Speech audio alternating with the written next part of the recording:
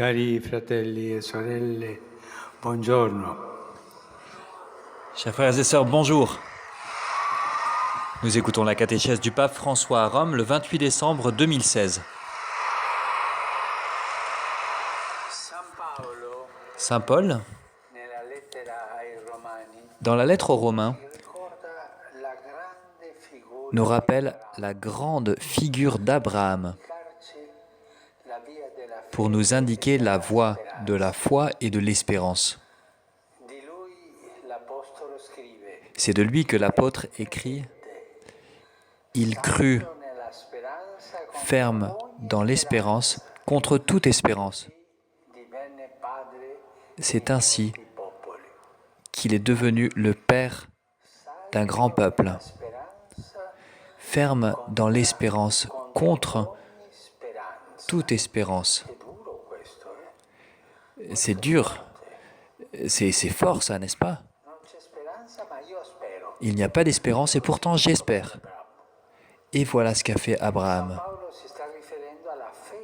Saint Paul parle de la foi avec laquelle Abraham a cru à la parole de Dieu, qui lui avait promis un fils.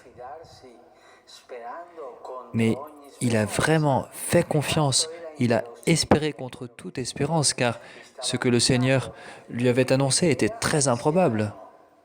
Il était vieux, il avait presque 100 ans apparemment. Sa femme était stérile. C'était impossible donc. Mais Dieu lui parle et lui, il croit. Il n'y avait pas d'espérance. Il était vieux et sa femme était stérile et pourtant il crut. Mettant sa confiance dans cette promesse, Abraham se mit en chemin. Il accepte de quitter sa terre, de devenir un étranger, en espérant en ce qui est impossible, ce fils que le Seigneur voulait lui donner, même si le sein de Sarah était comme s'il était mort. Abraham crut. Sa foi s'ouvre à une espérance déraisonnable en apparence. Voilà la capacité de dépasser les raisonnements humains, de dépasser la sagesse et la prudence du monde, au-delà de ce qui est considéré comme du bon sens habituellement. Croire en ce qui est impossible. L'espérance ouvre de nouveaux horizons. Elle rend capable de rêver à ce qui n'est même pas imaginable. L'espérance fait entrer dans l'obscurité d'un futur incertain pour marcher dans la lumière. Cette vertu de l'espérance est très belle. Elle nous donne beaucoup de force, beaucoup de courage pour marcher dans la vie. Mais c'est un chemin difficile. Et vient aussi le moment pour Abraham de la crise, de l'inconfort. Il a eu confiance, il a quitté sa maison, sa terre, ses amis. Il a tout laissé. Il est parti. Il est arrivé au pays que Dieu lui avait indiqué. Le temps est passé. À ce temps-là, entreprendre un grand voyage n'était pas comme aujourd'hui, il n'y avait pas d'avion. Aujourd'hui, en 12-15 heures, on peut faire le tour du monde. Mais pour lui, c'était des années. Le temps avait passé et il n'y avait pas d'enfant. Le sein de Sarah restait fermé dans sa stérilité. Mais Abraham, sans perdre patience, se plaint. Il va voir le Seigneur. Nous devons apprendre de notre Père Abraham. Nous devons apprendre à nous plaindre devant le Seigneur. C'est une manière de prier. Souvent, j'entends quand je me confesse, « Ah, je me suis plaint devant le Seigneur. » Mais non, tu dois te plaindre, c'est ton Père. C'est une manière de prier.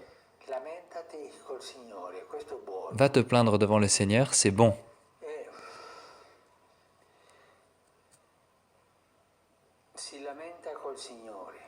Il se plaint devant le Seigneur et il dit, « Seigneur, mon Dieu, que pourrais-tu donc me donner? Je m'en vais sans enfant et l'héritier de ma maison, c'est Eliezer de Damas. »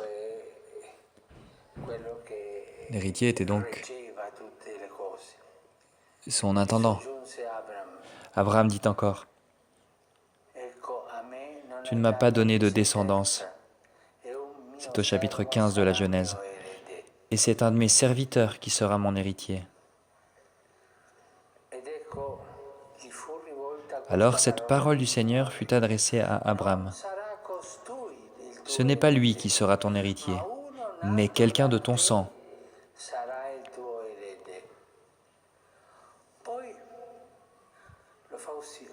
Puis il le fit sortir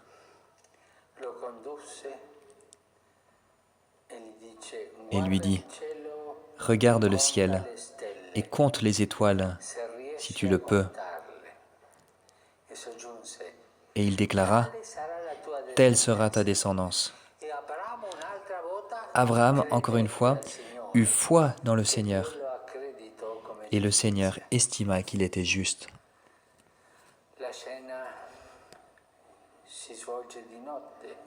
La scène se déroule de nuit. À l'extérieur, c'est la nuit, mais dans le cœur d'Abraham aussi, il y a l'obscurité de la déception, du découragement, de la difficulté de continuer à espérer en quelque chose d'impossible. Le patriarche est trop âgé déjà. On pourrait dire que ce n'est plus le temps d'avoir un enfant et que c'est son serviteur qui va hériter. Abraham s'adresse au Seigneur. Mais Dieu, même s'il est présent là, semble s'être éloigné, semble avoir oublié sa parole. Abraham se sent seul, il se sent vieux, fatigué. Comment puis-je continuer à avoir confiance? Mais cette plainte même est une forme de foi, c'est une prière. Malgré tout, Abraham continue à croire en Dieu, à espérer que quelque chose encore pourrait arriver. Autrement, pourquoi parlerait-il au Seigneur? Pourquoi lui rappellerait-il ses promesses? La foi n'est pas seulement le silence qui ne fait que accepter tout sans rien dire. Ce n'est pas la simple certitude qui nous protège du doute et de la perplexité. Souvent, l'espérance est dans l'obscurité. Est l'obscurité, mais elle est là. L'espérance est là et elle nous fait avancer. La foi, c'est aussi lutter avec Dieu, lui montrer notre amertume, sans faire semblant. Parfois on dit, voilà, je me suis énervé contre Dieu, je lui ai dit telle chose et telle chose. Mais ne t'inquiète pas, c'est ton Père. Il t'a compris. Va en paix. Aie ce courage.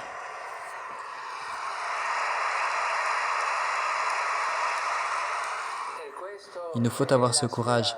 Et c'est ça l'espérance.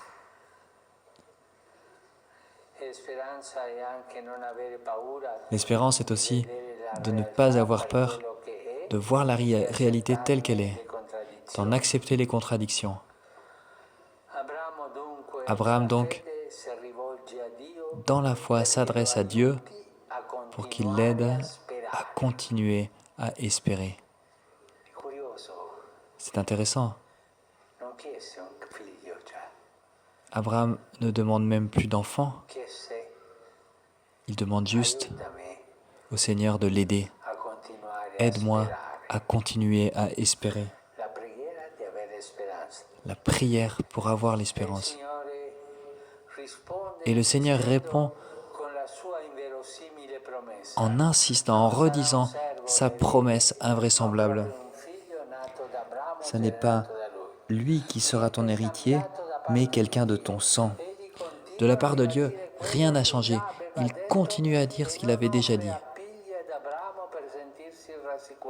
Et il ne donne pas à Abraham des prix de consolation pour qu'il se sente en sécurité. Son assurance, c'est de mettre sa confiance dans la parole du Seigneur et de continuer à espérer. Ce signe que le Seigneur donne à Abraham est la demande de continuer à croire et à espérer. Regarde le ciel et les étoiles.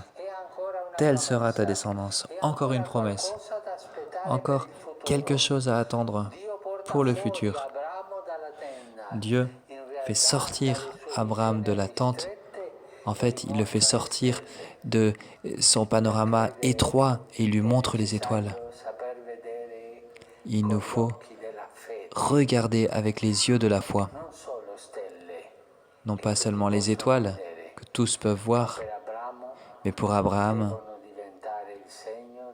elles doivent devenir le signe de la fidélité de Dieu. Voilà la foi, voilà le chemin de l'espérance que chacun d'entre nous doit parcourir. S'il nous reste à nous aussi comme seule possibilité celle de regarder les étoiles, alors il est temps de mettre notre confiance en Dieu. Il n'y a pas de chose plus belle. L'espérance ne déçoit pas. Merci.